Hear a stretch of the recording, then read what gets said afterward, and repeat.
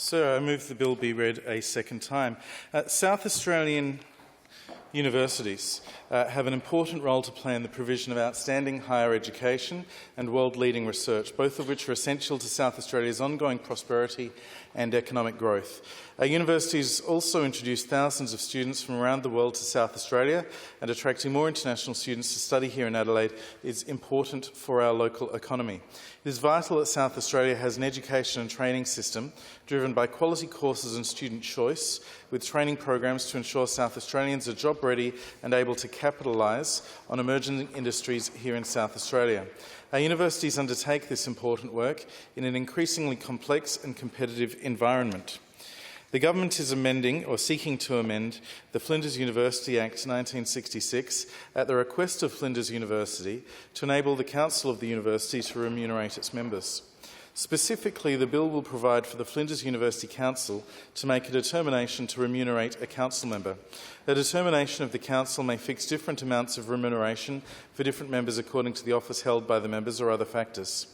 The bill will disapply Section 18C of the Act, so that council members will not be in breach of their duty in respect to conflicts of interest in relation to the making of determinations regarding remuneration.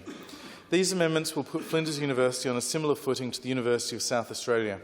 The University of South Australia has provision within its governing legislation to make statutes to set the terms and conditions under which the council members hold office. Many other universities across Australia also have provision for the remuneration of council members. The amendments will ensure Flinders University continues to have access to the highest quality candidates for membership of its council. The government has consulted closely with Flinders University in developing these amendments. I commend the bill to members.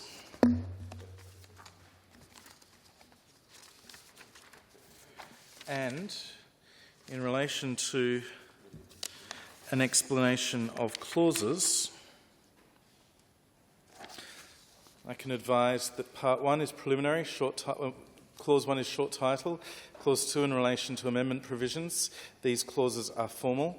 In relation to Part 2, the amendment to the Flinders University Act 1966, and Clause 3 is the insertion of Section 7. This clause inserts new Section 7 into the Act to provide that the Council of the University may determine that a member of the Council be remunerated. Section 18C of the Act, which imposes certain obligations on members of the Council in the event of a conflict of interest, has been disapplied to the making of determinations in relation to remuneration, and there ends the explanation of clauses.